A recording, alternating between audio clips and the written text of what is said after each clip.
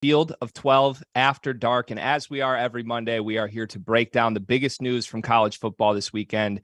But rather than start with our typical three toasts, we're going to start with something much more serious, in that the news that came out of the University of Virginia. Our thoughts and prayers are with everyone involved in this tragic situation. 3 football players were shot and killed: Lavelle Davis Jr., Devin Chandler, and Deshaun Perry. The suspect in the shooting, Christopher Darnell Jones Jr., has been arrested. 2 other students were shot and have been hospitalized. And on behalf of everyone at the Field of 12 and college football fans across the country, our thoughts and prayers are with the victims, their families, and everyone involved in this horrible situation. With that said, my name is Greg Waddell. I'm joined by Michael Felder, Max Starks. And gentlemen, we do have football to talk about tonight. It is Overreaction Monday. We are here. We are powered by Bet Rivers. You can find us on the Field of 12 YouTube channel. Click subscribe if you are watching us there. You can listen to us on the Sirius XM app as well. Gentlemen, hope you're doing all right today. Let's jump right in to the show tonight. We're going to go into TCU to start. Undefeated, 10-0 on the season are the Horned Frogs. Big win in which they were 7.5-point underdogs, according to our friends at Bet Rivers, against the Texas Longhorns this past week. They've got Baylor and they've got Iowa State remaining, but I think they're going to be favored in these 2 games. So, Felder, let's go to you first. Is TCU a legit national championship contender? Yes or no?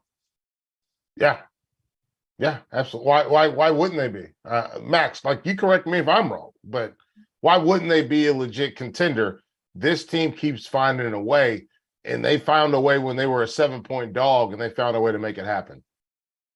They were a 7-point dog, and they did not allow the Texas offense to score 7 points. Right. Think about that. The question we had about TCU, what everybody else wanted to say about them: Defense. It's not that good. It's the big question mark, right? Like the Riddler. And they came out there and they absolutely punched Texas in the mouth. Quinn Ewers' mullet is still flying and flopping in the wind because this defense came out, delivered big, and showed what they can do against another opponent that is, quote unquote, better than them, right? We all wanted to crown Quinn Ewers because of what we thought of a half against the good old Bama boys. And we found out what Alabama was, the last couple of weeks. So I think TCU has to be considered that. They have done the work. They have absolutely ran through a gauntlet of top 25 teams to earn this opportunity. Whereas I look up in the Big Ten and I'm like, I haven't seen that materialize yet, right? We'll get that after Thanksgiving against Michigan and Ohio State, but not a lot of top 25 up there. TCU's done it. So we just need to say that they're actually a legit team finally. I don't mean to derail. Are you Thanksgiving boys? Oh, yeah. Oh, absolutely. Okay. I was listening to a couple podcasts today and they were like, I can't wait to get to Christmas. And I was like, but Thanksgiving is what Christmas wishes it was. It's like where you care about your family and you care about your loved ones and your friends. And then you there's food and fellowship. So I'm a big Thanksgiving. My birthday is the day after Thanksgiving this year. So I'm a big Thanksgiving guy. So for me, I just wanted to know if you guys are, if you're Thanksgiving guys. I wanted to put that in. I wanted to bring wanted to lift up some spirits. Yeah. Because Thanksgiving is, I never feel better than during Thanksgiving. It's the best made up holiday and tradition of American lore, right? I mean, this is homegrown American style too, right? Yeah. That's where this came from. So it's not like, there's some guy in Germany on a sled delivering, gifts in a sleigh that gets transformed around the world, a magical bunny on Easter. It's Christ's resurrection. Let's just put it out there. That's why we do the Lent and everything else. But we got a bunny. This one is strictly, hey, what are we doing? It is family, food, and football. The 3 F's, the holy trinity for that holiday. Yeah. We get it all. We get a tryptophan coma, and we get to just overindulge with humongous side plates. And I mean, I have to say, it's my favorite holiday. Also, surprise, surprise, I'm an offensive lineman. But I have a question to you guys.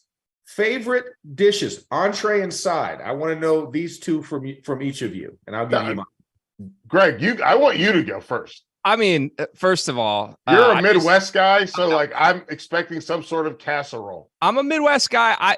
Mom makes the casserole. So I come from the family where, we'd have the cousins, the aunts, the uncles over, and it would be my wonderful mother who would prepare the big Thanksgiving meal.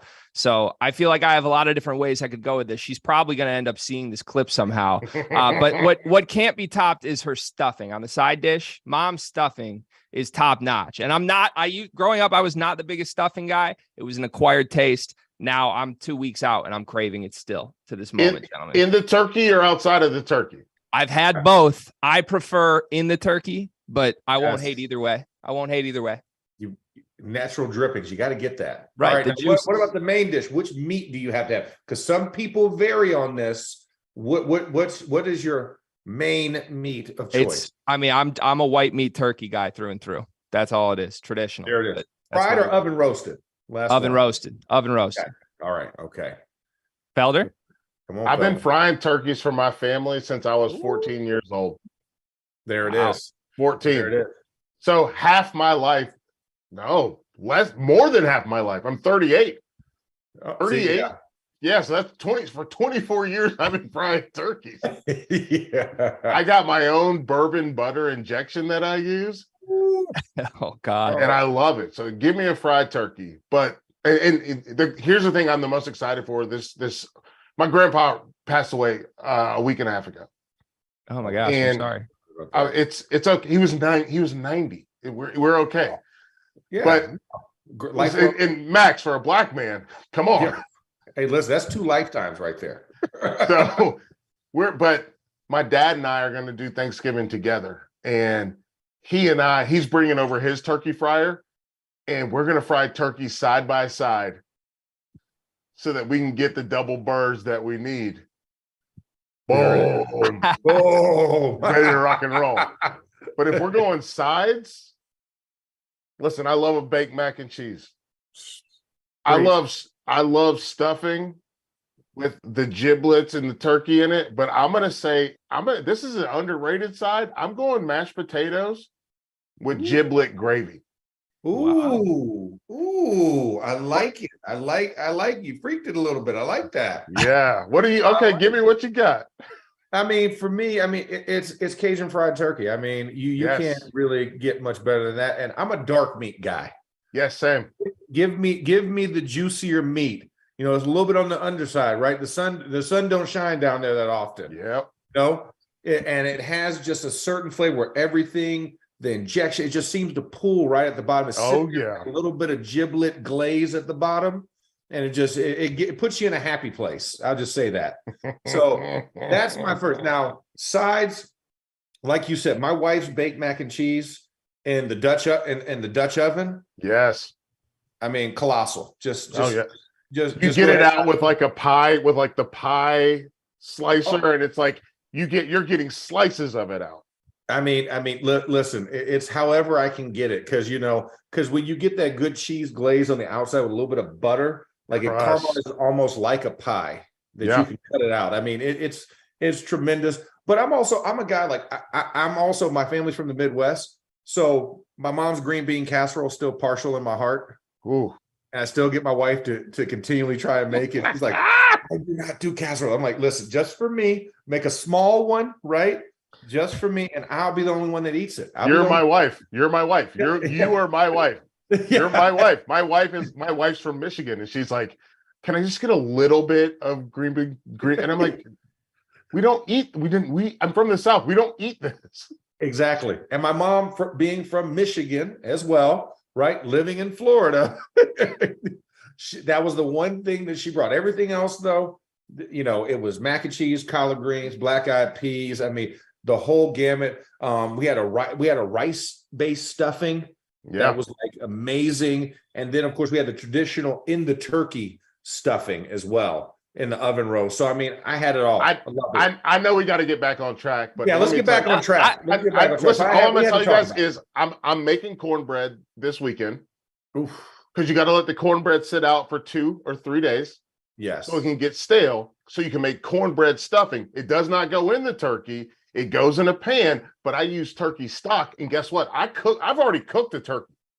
so that I can make turkey stock to go into that stuffing. So don't I'm nice with cornbread stuffing, a little jalapeno and homemade sausage cornbread stuffing. That's what we got going on. Okay, let's get back on track. Felder, I think you just signed up to take ownership of preparing the meal whenever we have the Field of 12 Thanksgiving dinner. The Field of 12 feast is going to be at Felder's house. We've already decided it. That's what just happened. I got a 12. I got a table that seats 12. I got a table and if we put the Leafs in, we can seat 15. Let's go. Hey, it's also good to hear we've got some Michigander blood in both of your families. I like to hear that. That's good news. Carrying for the state here. All right, so we kind of went around the horn very quickly on TCU. So let's dive back into the Horned Frogs just for a moment here. Sure. So did this game against Texas, did it say more to you about TCU or Texas? Because I think it was the two of you a couple weeks ago that we sat here and basically hypothesized, Quinn Ewers, as long as he's healthy, this is the most talented team TCU's seen because they keep going up against injured quarterback after injured quarterback, blah, blah, blah. And I think both of you correctly nailed it. What do you think Quinn Ewers is going to do in this game? Have you seen Quinn Ewers? So narratively, did either of these teams change at all for you? Was that TCU being better than expected, or was this Texas being worse than expected, or was this both teams being exactly what we expected? Let's go to Max first. Yeah. See all of the above. I'll just take both sides. But no, I'll argue on the side of Texas not being good as we thought they were, and Quinn Ewers not being, I guess, as good as we probably anticipated him to be as a quarterback. I think we kind of postulated and kind of extrapolated what we saw in that small sample size against a Bama squad and tried to say that, okay, we're going to chart this, right? We're going to chart this, and his trajectory is looking this way. So by the time he sees TCU, he should be up here. And what we didn't anticipate is that it would do like this, like the duck ball he threw late in the third quarter. But I mean, it was just that was the one thing that was just surprising me. Quinn Ewers constantly under duress. The decision-making wasn't as sound as we would have liked to have seen. And Texas, I mean, that defense held Bijan. We know that Bijan Robinson is the heartbeat of this offense. Quinn Ewers can do what he wants when Bijan is running. And when Bijan isn't running, he cannot create. And that's what we saw. We saw them take out the run game, make them one-dimensional, and that air game is not as good as we thought because the play action was not biting, and therefore he had to throw into tight windows, and he couldn't do it. Bingo. They made them stay on schedule. They made them, stay off schedule. Yeah. Right? First down, nothing. Second down, nothing. Third and long. Oh no, what are we going to do?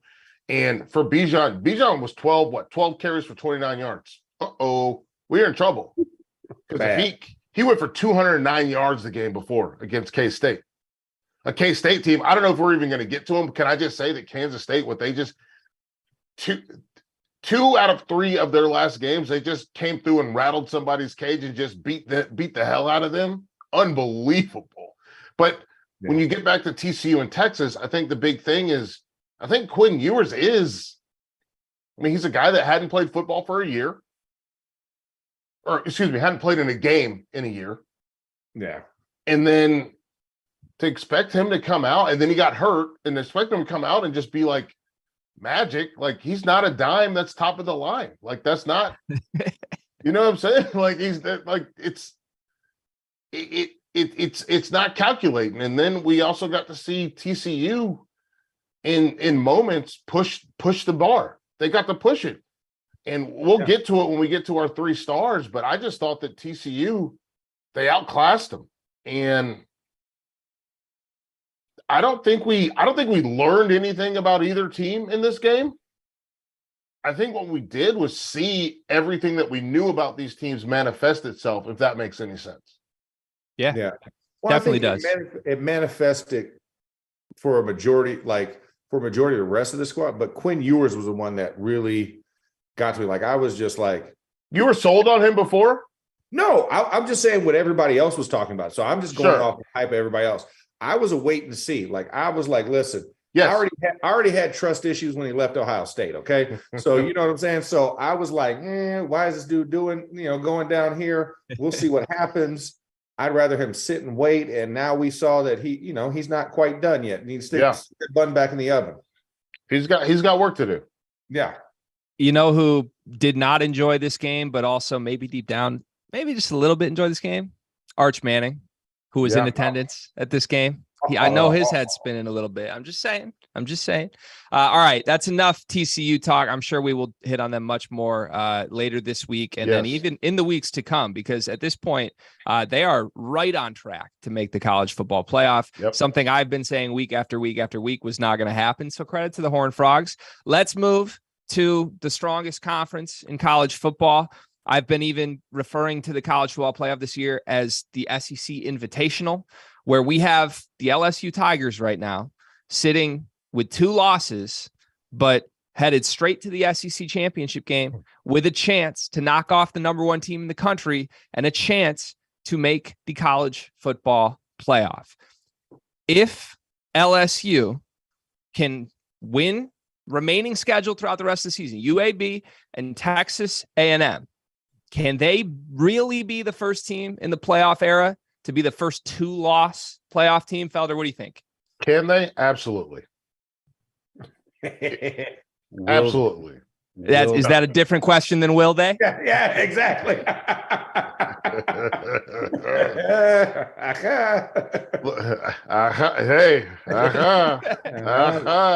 Where's the spoon? Where's the spoon? My man, you know what I'm talking about. Coming to America.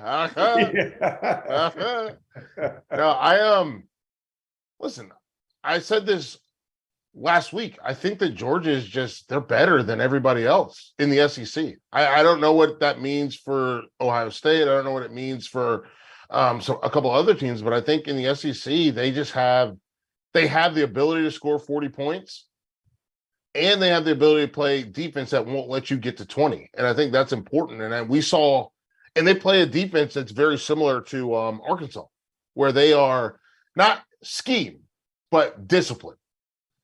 They play a very disciplined defense. And discipline is the thing that LSU just cannot handle. They like the idea of you being where you're supposed to be. They're like, well, you're not supposed to be there. And they're like, no, I'm here. And you are tackled behind the line of scrimmage, or it's an incompletion. And LSU's like, wait, I thought I did all this extra window dressing so that you wouldn't be here, and then you're still here. Like to me, that was the whole Arkansas game.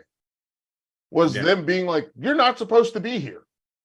Like it was Deborah Cox out there. Like nobody's supposed to be here. Like, what are we doing? Right. But it literally like, Yes, LSU, if they can take care of business, yes, they will be the first 2-loss team in the CFP. I don't think they will, because I believe that Georgia will beat them in an SEC championship game. But LSU surviving, that means a lot. I think that Arkansas not being able to get over the hump speaks to kind of that minor deficiency that they have, right? That inability to push back when the bully pushes you down. And that's where Arkansas is going to have to get better. And I think that's the reality of the kind of the landscape of the West.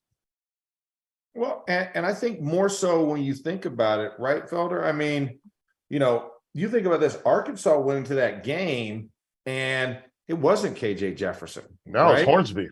Yeah, it was Malik Hornsby. Mm-hmm. So you're already up against, backup quarterback. We should dominate if we're LSU and we're as good as we're supposed to be. You're supposed to dominate that. Yep. And they didn't. And so that's where I'm like, and you survive it, rightfully so, right? Mm-hmm. Coming off of a huge victory. But it was like, the discipline, the actual sticking to the script and gutting it out. That's where I think they get a little bit of ADD in there. Yes. Right. If you're LSU, because LSU wants the splashiness, because they want to control the chaos. Yes, they like the freelance. Yeah, they want a freelancer. Like, listen, I want to go ball hawk. I mean, that DBU, right? All the years for DBU, the DBU did what they wanted to do, and that will burn you against Georgia. That will burn you. You get a little heady in there, and they will dump it over the top. And I think that's where it's so tough. And Georgia showed us sleeping giant, right? kept poking the bear. All right, the bear's awake. Who do I got them all? Oh, Tennessee, you're coming to my house. You're coming into my lair. They mauled them and showed everybody, hey, all right, I'm going to go take 5. Let me know when the SEC championship rolls around. It's ridiculous. I mean, Darnell Washington he's a creative player. No, he's the one. It's like, hey, I would love an offensive lineman skill and power, but also give him a 4.5. It's like what? You can't tackle it. Who is going to match up with him? Linebackers are too small. Safeties are too small, and yet they might be fast enough. And he literally boxes you out like a power forward. It's sick. It's sick. Go ahead, Greg. No, dudes like that are made in a lab. They just don't come around like that. So, I'm going to put my conspiracy theorist hat on, right? And you guys will shut me down as usual, as smart men that you are. But let's all agree on one thing here, right? Georgia, if Georgia makes the SEC championship game still undefeated, which is highly likely at this point, they're in, right? No matter what happens in that SEC championship game, they are in. Auto bid, yeah. So if you're Georgia, and you know that going into that game, wouldn't you rather see LSU make the playoff than Tennessee with 1 loss? Isn't that maybe in the back of your mind just a little bit that maybe LSU wins this game? Maybe that's not too bad of a thing for us when we go compete for a national title. Max? See that? That's the Mutombo finger. That's the finger wag. No.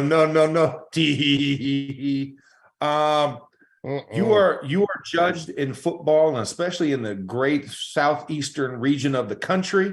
As the saying goes, American by birth, Southern by the grace of God. We judge everything by wins and losses. Show me the rings, and it's great to have a natty ring, but we all know you need the second one. I need. Hey. If I got one, I need 2 per. I got 2 per. Give me 2 per like Nelly. I need both the SEC and the Natty because that is something that Georgia has not done. Yeah, they don't have both. They need to go ahead and fuse those rings together. Go rings of power, right? Yeah. I need 1 ring to rule them all. But I need the second one to meld with it. They need the SEC championship and the Natty this year. So I don't think, and they don't want to see LSU again. You know what I'm saying? Like they don't want to deal with those issues. Like, why do I want them? Okay, them or Tennessee? Because Brian Kelly is a good coach. And he knows how to coach adjustments. Second half adjustments is his thing. Bingo. Whereas a lot of coaches don't have that. So why do I want to go see that guy? And they have athletes at LSU. By the way, can I just say this? See him? Shut him out. Did Malik call me crazy, but did Horsby not look like a Jaden Daniels clone? Yeah. Younger, inexperienced clone. Yeah. But they like their body types, the weird long necks that they have. Yeah. They were giraffes. Yes. Exactly. Yeah. It was awkward. Seeing them on the run a little bit. They kind of ran like baby deer, but smooth too. It's weird. It's like they don't fully know what they're capable of yet, but you're watching it like these dudes are unstoppable. I can see it. It's crazy. All right. Well, thank you for entertaining that, Max. I appreciate the Mutombo wag. Every now and then, I got to throw the shot up. You can swat it to the stands. That's fine. Let's move to a very. It's all about stats. Always. Let's move to a very underwhelming football team this year. That would be Texas A&M, the #1 recruiting class in the country, ranked top 6 in the country in the preseason. They lost to Auburn with an interim head coach. 13-10 was the final score. They are officially no longer bowl eligible this season. So Overreaction Monday, that's the game. Felder, Texas A&M is the biggest disappointment in recent college football history. What's recent? We'll go my recent's last 20 years. Last 20 years. So that includes Michigan, App State. That would include Michigan, App State. So I don't think so. Only counter would be that Michigan team ended up making bowl games, winning games, just not national title, right? It's true. That's a good point, but they didn't lose. I mean, both of these teams lost to App State. Yeah. Yeah. That's a good trend. But I don't think anybody believed in A&M as much as we all believed in Michigan. I thought Michigan was going to win a national championship that year. Yeah. And then I never did we come into the season thinking A&M was going to win a national title? We thought they were going to be competitive in the West. I think competitive that's as far as we got. As like be like a 9-3 team. Be the second team in the West, right? That was the hope. The hope. The hope. That's what we were trying to speculate that it would be if they got the quarterback position under control. So you know what? I'll say it. Yeah, biggest disappointment ever. Let's do it. Let's do it. Hey, I'm with you. Let's do it. And by the way, shout out to Cadillac. Exactly. My man Lack, man. He pulled out the first victory. Did you see the post-game interview? Yeah, I saw it. Yeah. Shoeless with a game ball. Boom. I was like, yes, that's my guy right there. Let's go. I love it. Cadillac. Shout out to Cadillac. They did their job. Those guys went out and played football. And I mean, listen, Jimbo Fisher, you're supposed to be this quarterback guru, quarterback whisperer. Nothing. Exactly. Hold on. Oh, that's right. Nothing. That's right. Nothing. And my thing is how much longer is that leash in Texas A&M for him? I don't know how much longer he wants to be there is the other question. Yeah. I mean, Dunzo. I'm like, that number one recruiting class will probably be good for another coach when they actually hit their prime in their junior year. He couldn't take the pressure at Florida State. No. There's more pressure at A&M. Especially as much money as they've thrown at him. Yeah. At that program. So what's he do? Goes to Wisconsin. Wisconsin, you think? I'm just joking. No. I don't think he'd fit in up there. First of all, the people wouldn't understand his press conferences, so he would be lost automatically. Him putting peanuts in a Coke bottle. Yeah, exactly. Yeah, they'd be done. They'd be done with him. Probably be trying to shove cheese curds in a Coke bottle up there. I don't know. It's not working. No, absolutely not. And it's sad because, as a pure SEC fan myself, you want everybody to be strong. You want the guys to look how we think they are, because the narrative that's going to be outside of the Power Five, right? Outside of the SEC and the rest of the Power Five is, see, they're frauds when you put them up there. Yep. They don't deserve as good of a ranking year in and year out, because look at the Texas A&M experiment. We put them up there time after time again, and they continually let us down. They have not once proven us right that they deserve to be up there, and we keep putting them up there. So what is the point of all these recruiting rankings, power rankings, and everything else? Bingo. They're going to poop the bed, and they're going to let us down. And now I can say that's one of our outliers, because you look at the rest of the league, and the rest of the league is getting better. They're rising to the occasion. Yes, I will say this. We are seeing teams get better. Vandy beat Kentucky this weekend. Exactly. What? Cheers, Clark Lee. Cheers. Cheers to Clark Lee. We didn't have our cheers. Yeah. Cheers to Clark Lee.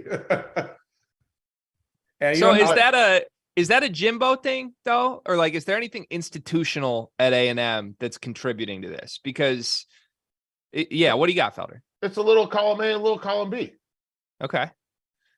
Jimbo, let's be real. The best season that he ever had was with Jameis Winston, right? Correct. Jameis was a high quality quarterback. Yeah. So he covered up a lot of madness and a lot of mess. And even the year after they won the title, they still got to the playoff, but it was a team full of mistakes and flaws. And you talk to Florida State fans now, and they're like, see, you get what you ask for. And so Florida State fans are sitting there looking at A&M like, we weren't upset that he left. It's the same thing, and I'll draw a parallel here. Oregon fans that are looking at Miami and going, we're good. We're good. We're good without him. It's like It's like when like somebody thinks they steal your girl and then like, oh, she's a psycho. Exactly. Or she cheats, they steal your girl and then she cheats on them.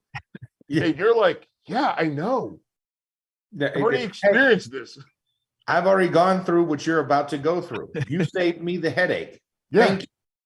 But yeah, your homeboy's like, man, I saw your girl walking down the street with so-and-so. Good luck. Have fun. Exactly.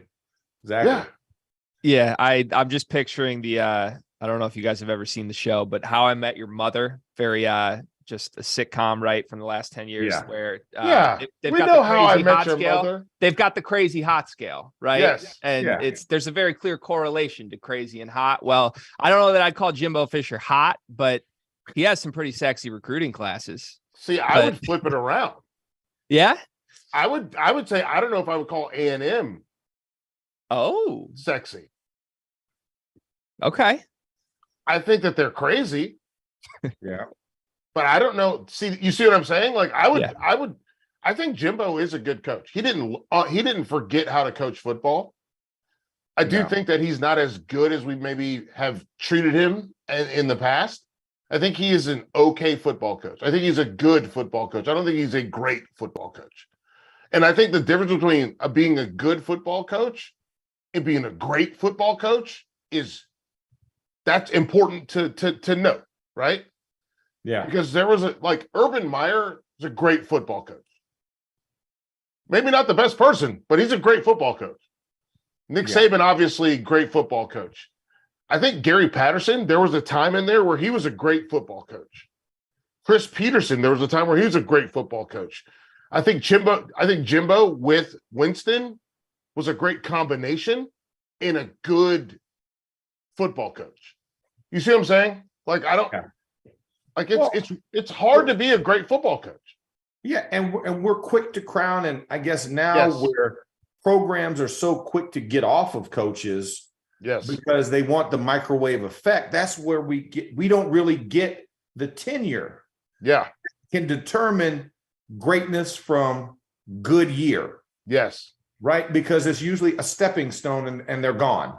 Bingo. And if they are at the height of it and they don't sustain this high level of success, a la Nick Saban and Dabo for a while, we're quick to say, nope, they're not as good anymore. Get rid of them. Ship that guy off. Gus Malzahn, right? I mean, prime example of that. I think he's a great coordinator. Great coordinator. Great mind for that side of the ball. Yes. And heck, we don't even know Matt Rule was on that ascension, but then he took the NFL job. Bingo. He didn't stick with the Baylor job, or he didn't take a higher D1 job. He jumped straight into the pros, and now he is taking the Escalooser back down to the NCAA level, just like every other coach before him that thought that they could jump from college to the pros. Yeah. And it's a different mindset, and that's the one thing I do wish. There was longer commitment, but then again, we wouldn't have the transfer portal, right? If coaches actually stuck with their responsibilities. Yeah, dude, listen, Greg, and you listen, I went to UNC. Dean Smith was terrible early. Yeah. They literally, no lie, Max, they literally hung him in effigy. People hated this guy. And then he figured out what he was supposed to do, and it took him a few years, and he got it together, and then he became arguably and I said arguably, so everybody else shut up. I said arguably. He became arguably the best college basketball coach of all time. And we don't give that grace to anybody anymore. We don't give that grace to people anymore. And it's one of those things, like, unless you're a name like Harbaugh, who else? Who else? Stoops would be another one. Stoops, sure. But because he got 10 years to grow, and there wasn't a high expectation. Yeah, Stoops, but that was 20 years ago. Yeah, right. That was 20 years ago, right? Yeah. Well, no, Mark, Kentucky. At Kentucky, but Kentucky wasn't going to hire anybody else. Well, they weren't, but you would assume. But we saw him grow because he had time on his side. He had time, yes. Oh yeah. And that's the thing you don't get anymore. You don't get time. You don't get time. And time is so important. You need time. You have to have time to build. And it's been interesting. Think about Satterfield at Louisville. Yeah. People were ready to fire him after game 3, game 4. Yeah. And look what he's done now. So here's my only pushback on the time narrative as it applies to this situation, because I think in general across the board in college sports, you are dead on. I could name 100 examples, both in basketball and football, of guys just being, you have no idea what they'll turn out to be 5 years from now, and they don't get the time to see. Yeah. The problem with that, as this applies to Jimbo Fisher, to me, is, do you really get time when you are spending your offseason antagonizing the greatest coach in college football? Oh, no, he doesn't. Shorten that up a little bit? No, not for him. We're not talking about time for him. Okay. No, we're not talking about time for him. We're speaking in generalities, because Jimbo has had time. Yeah. We kind of know who Jimbo is now. We can track a chronology from top program to top program that he's gotten. So he doesn't apply in this category. Because like you said, you win a natty with FSU, you jump ship, go to Texas A&M, where it is absolutely a war chest available to you. Yep.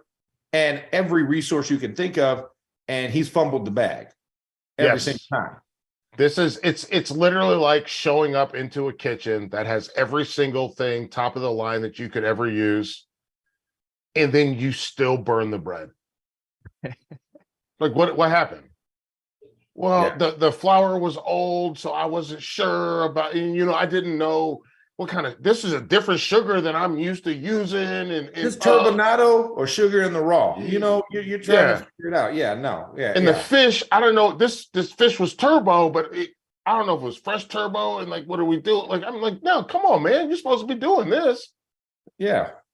I don't know if you guys watch Top Chef. I do. So that's what I was thinking, was like, you're supposed to walk into the kitchen with your knife roll and be ready to rock and roll.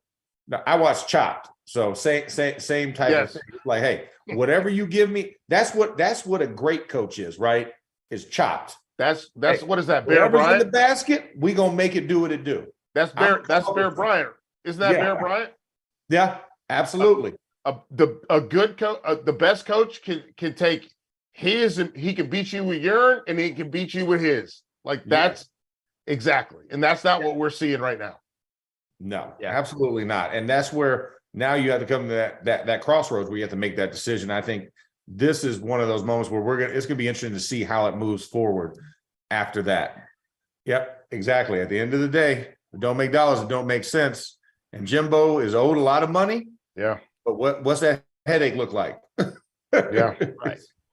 It's a big one right now. It might be time to get the chef out of the kitchen. Let's just say that. All right. We're going to move West Coast, Pac-12.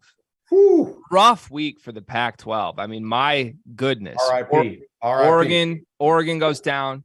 UCLA goes down.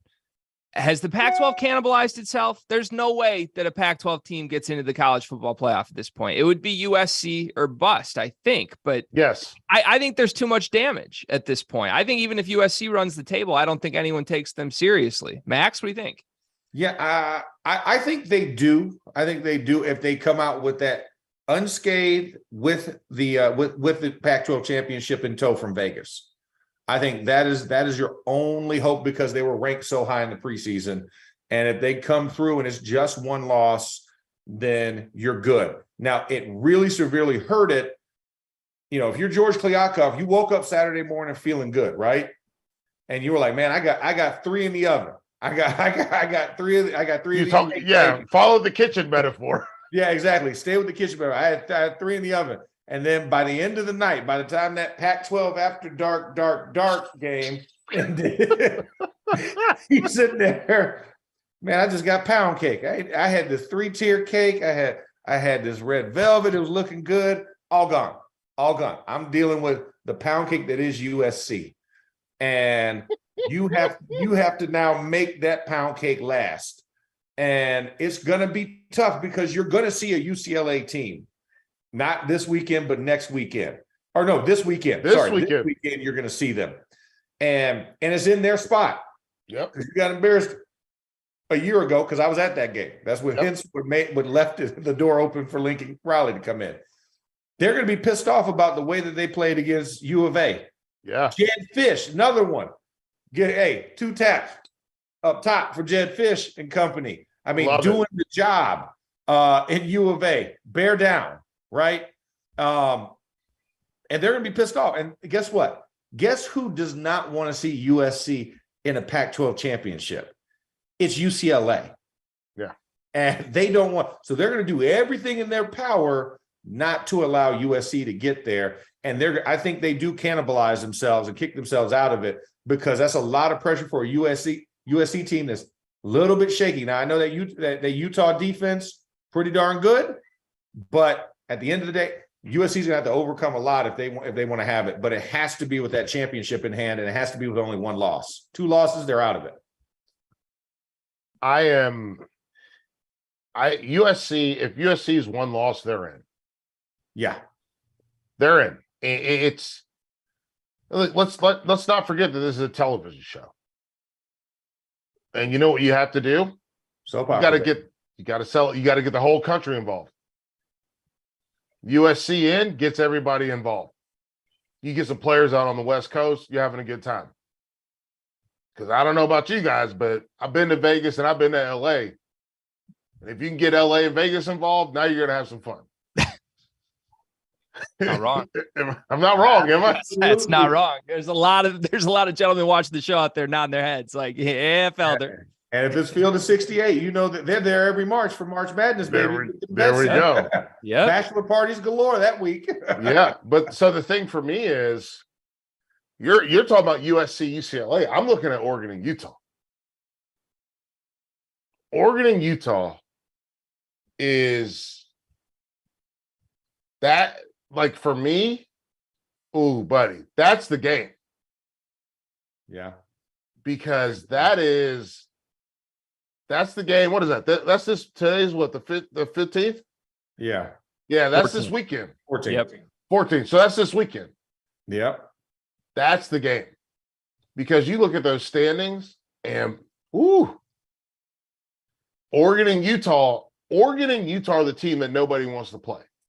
Washington, they got out and they did it. And that was amazing. And by the way, Max, did you see what they did with quads? No, I missed it because I was watching. Let me show you something. I don't mean to derail. No, take it.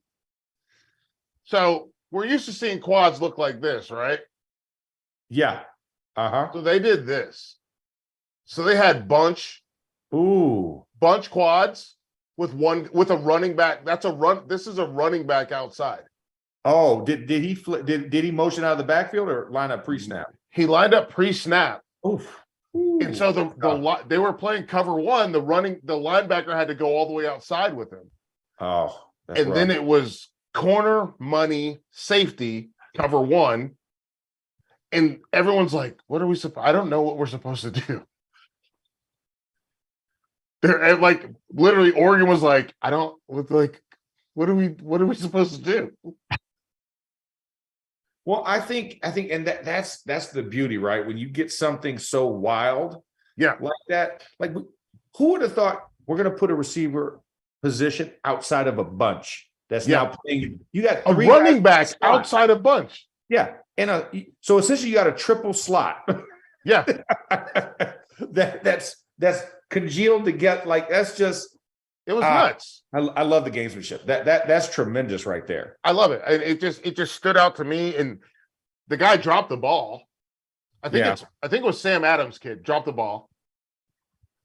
But that play, you know as well as I do, going forward, if you're playing Washington, you got to spend practice time on this. Yeah. Yes.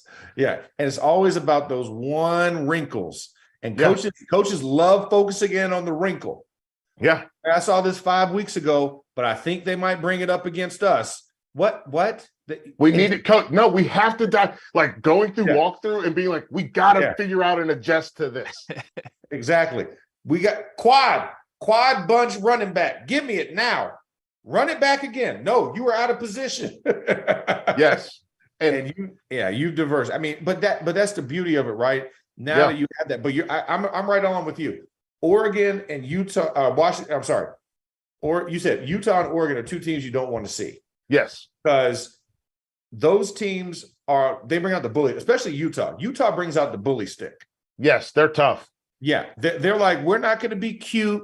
We're not going to do this. We're coming right down your face. Yep. And that's how we're going to play football. And I don't know if USC could stand up to that. You know, they already didn't. Well, I mean, the one time. But I'm saying if you had to see them in the Pac-12 championship game, sure, right? Because that's what you're fighting for right now. Since UCLA lost, now that second seed is wide open. Yeah. Do you really want to see Utah again? No. Or do you want to see a pissed off Oregon team in there? That I mean, either one of them, and you haven't seen Oregon, but you see they rattled off after a loss 7 straight victories. So they were obviously doing something right against the rest of the Pac-12 competition. And now, and USC will see a UCLA team. And if that UCLA team beats them, guess what? UCLA is back in the hunt. So that's the chaos that the Pac-12 is spinning in the blender right now. And by the way, if something crazy happens, Washington might be in there. Exactly. They're like the Tennessee right now. They're just sitting on the outside looking in like, please continue. Here, in fact, who wants brass knuckles? Who wants the bar bat? I'm throwing it in the ring for you. Do you guys want a chain? I'll give you a chain. Yeah, absolutely. Why not? TLC match, baby. Tables, ladders, and chairs, whatever you want. I'll go on record and just say before bowl season, I think the Pac-12 is going to have a really good bowl record. And I'm normally not a huge bowl record guy. I don't like judging a conference over the course of the season and how good they are based on how they perform, because you never know what teams' motivations are going to be by the time you actually get to a month after the season in whatever exotic location your bowl game is played in, right? And who's going to actually be playing on that team? Right, right, exactly. But that said, I think that this is just a case of, honestly, I think the second best conference in college football getting stuck, because I think other than the SEC, you know, you look at the Big Ten, there's one test for the 2 playoff caliber teams per year, and it's each other. And I think you can do that in the Big 12, no offense to the Big 12 this year, but the big boys in that conference are not nearly as good as we had hoped that they would be. Sure. To me, it's USC, it's Oregon, it's Utah, it's UCLA. And honestly, you can throw Washington in there as 5 teams that are really, really solid, if not good, if not great football teams any given night. So I have my eye on that going forward. I think they got a little unlucky. And if USC does run the table with 1 loss, I think they're left out, but I think it's a little unfortunate at this point because I'd love to see them. I think they slide in. Do you? Yeah, I think they slide in. It would bump TCU in that spot? No. I don't think it would bump TCU. I think it would bump the ACC. I think the ACC's already bumped. ACC's you bumped. You won't get 2 SECs. Exactly. Yes. Yeah, you won't get the second SEC. You'll actually get a 4 conference representation. You think they'd bump Tennessee for a 1-loss USC? Yeah. Yeah, absolutely. I think it's TV, my man. It's TV. Oh, shit. You don't think TV wants to see Hendon Hooker get another shot at Georgia? Do you want to see LA blue blood of blue bloods and LA market it actually be invested in this process? And also remember, Fiesta Bowl is right there as one of the 2 semifinal sites. You get all those Californians converging into Glendale, whereas you don't know with Tennessee, because if you got Tennessee and Georgia, who's going to the Peach Bowl? I'm putting Georgia in the Peach Bowl. Right over Tennessee, so it's the same market. It's the same. It's just that's the thing. Guys, I hear all that, but there would be so many problems if they left out a 1-loss Tennessee team that did not play. Lost to the undefeated number 1 team in the country. But there's no way. Matter. That's what they've been talking about. That's what the committee's been preaching. Championship matters. Championships matters in the all holy CFP Bible. We're gonna see how much they really matter. I think. I think Tennessee. I've said this before. I've said this multiple times. I said it about Notre Dame. I said it about Alabama. I said it about Ohio State. If you can put them in, you find a way to put them in. The first playoff, what did they do? somehow TCU and Baylor are leapfrogged for Ohio State. Why? That's the sell. Market. Notre Dame on the bubble. They don't play that last. Yeah, but I don't think this year's Tennessee team is comparable to any of those examples you're giving, though, because this, like, stepping broader back, like, who has the media covered most this year? It might be Tennessee. Like, this has been Tennessee's year. I think, yeah, and they're a fun story and they're super fun to talk about. But if you can get USC into the playoff, finally as well. Yes, finally. Yeah, but it would bump TCU in that spot to me, which would be insane because I don't know how you bump an undefeated team. You can't bump an undefeated team. Undefeated's not going nowhere. So somebody's got to go. Yeah. And let me tell you something. Will be undefeated. Here's what I'm going to tell you. Top one loss. Georgia. This is the thing I've said multiple times. Georgia, Clemson, Alabama, Tennessee. That's the same place. It's all the same place. Yeah. All those people are going to watch the game. Doesn't matter which one of those teams goes. Yeah. They're all going to watch it. It's their market. It's all one place. That Peach Bowl's right there. The Peach Bowl's right there too, sitting in the middle of that market. Yeah, and they're gonna show up for real, and then they're also gonna watch it on television. But if you can get USC in here, ooh, you get Notre Dame base. You get Notre Dame, just like Notre Dame.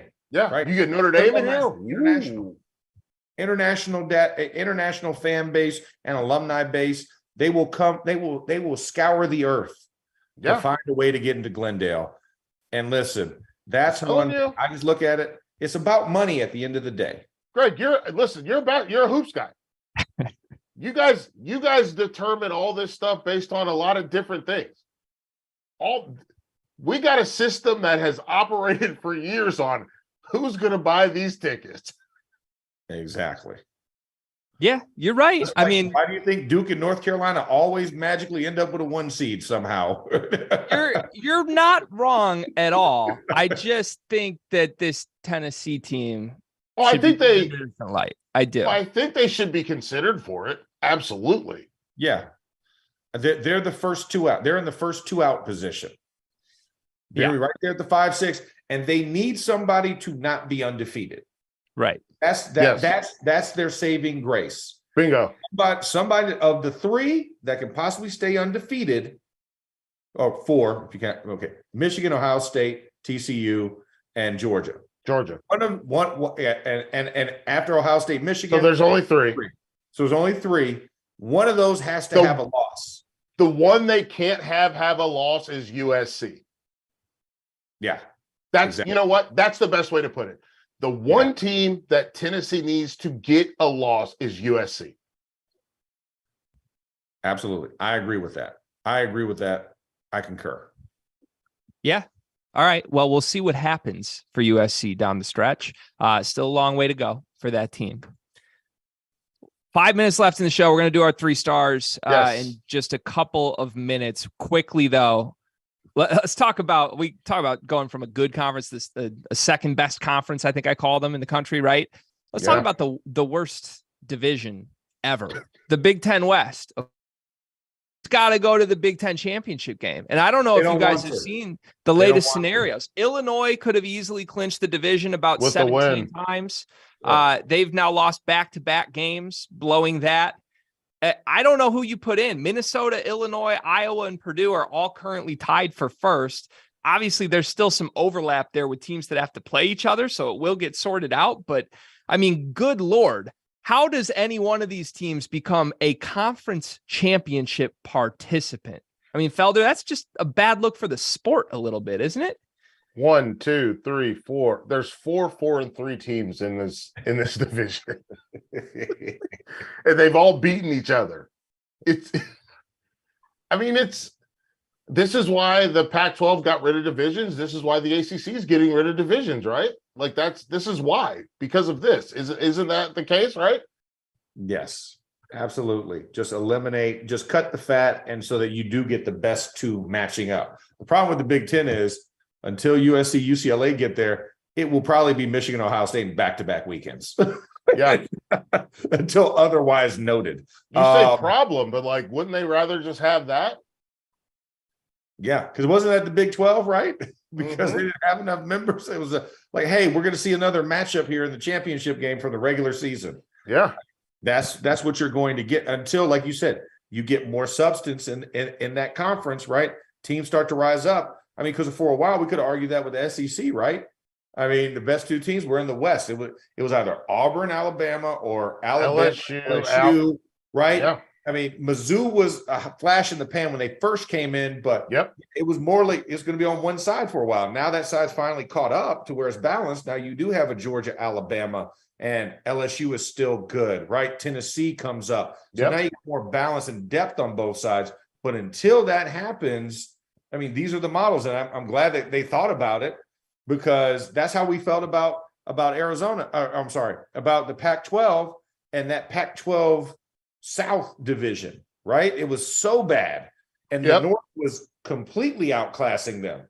And that was Stanford, Washington, Oregon, and all those boys. Oh, yeah.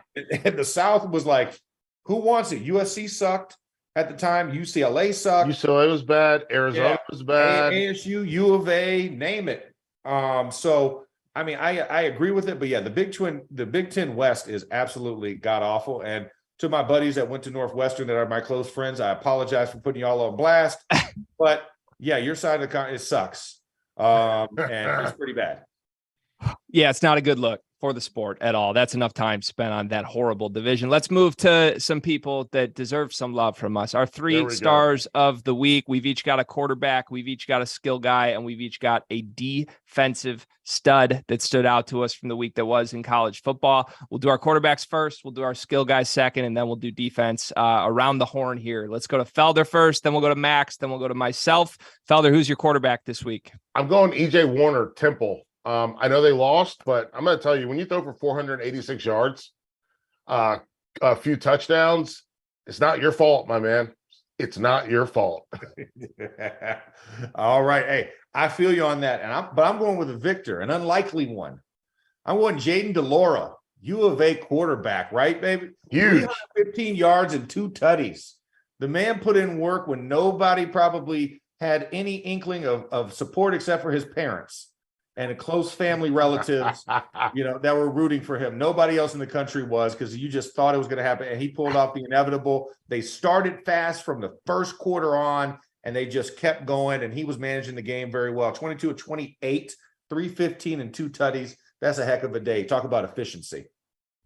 I'm going Hendon Hooker. I thought he was pretty impeccable in a bounce back spot here in a game that was not fully just a cakewalk for this Tennessee team. There was a little bit of a hungover effect, I think, in the first quarter, but 355 yards, 3 touchdowns, 0 interceptions, and a 40-point victory for the Vols, getting back on track. Felder, who is your skill guy?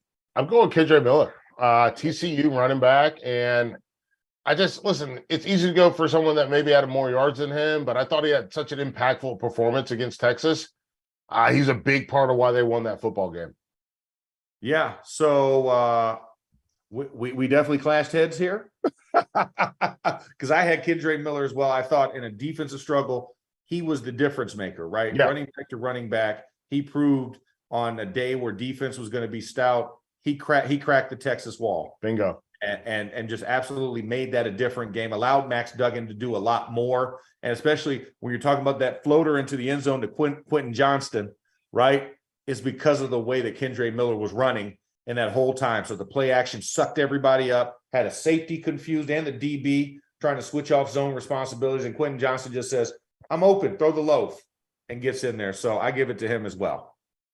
I'm going with the guy I think I've gone with 4 times this year, and it's just a staple at this point. It's Blake Corum. It's Blake Corum. Listen, I've seen a lot of great Michigan running backs from time to time, and they're great college football players. I have no idea what Blake Corum's going to do in the NFL, but I know that this is the best running back in a Michigan uniform I have ever seen in my life. 162 yards and a touchdown this past week in a monsoon for a big Michigan win. Defense, Felder, who you got? Hey, monsoon's better than snow, huh? It is. I'm going Byron Young. Lane Kiffin specifically targeted him, and he rose to the occasion. I love to see a player do that when they think they're going to pick on you. And then at the end of the day, you listen, you're the one that's eating their lunch. You got your hands in their pockets, taking their lunch money. Byron Young, 2 sacks, 2 tackles for loss, a forced fumble that ultimately changed the game, 11 tackles overall as a defensive end. Come on, let's go. I mean, for me, I just look at that Auburn defense standing up and getting Ken Cadillac that victory. They stood big in that. So I got to give it to just that whole defense. Huge. Because I thought that was a huge moment, a huge statement, an interim coach, all the turmoil they've gone through, and Cadillac, just picking up the reins and being a former guy that loves this team. You could tell the kids were behind him and they wanted to give him that victory. Yeah. And the defense delivered at the right moment to hand that game ball over to him. So I got to give it to the Auburn D. There we go. I'm going with a guy who had 2 fumble recoveries, freshman linebacker from Penn State, Jamari Budden, shutout for the Nittany Lions this week against Maryland. So shout out Jamari Budden. Gentlemen, this was fun as always. I think my favorite part of the show by far tonight was the Thanksgiving segment. So I wish to both of you, if I don't talk to you until then, happy Thanksgiving to you and your families. And thank you everybody for watching us here on the